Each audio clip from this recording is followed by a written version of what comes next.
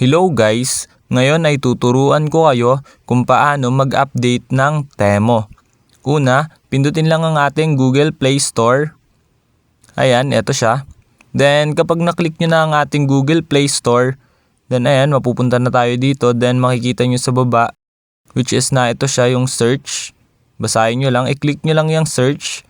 Then ayan, kapag naklik nyo na yung search, then makikita nyo naman sa taas yung search tabs. I-click nyo lang yan, then mag-type lang kayo dito, i-type nyo lang yung Temo. Ayan, then search. Then ayan, lalabas na dito yung Temo application, which is na ito siya. Then i-click nyo lang yung Temo.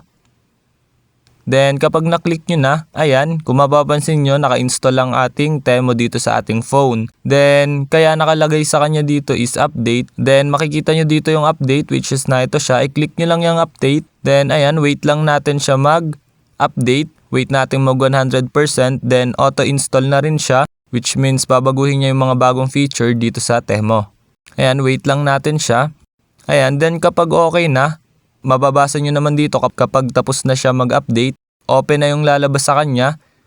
Ayan, tapos na siya mag-update. Ayun, ganun lang naman kadali mag-update ng Temo dito sa Google Play Store. Ayun lang. Thanks for watching. Subscribe for more videos like this. Thank you.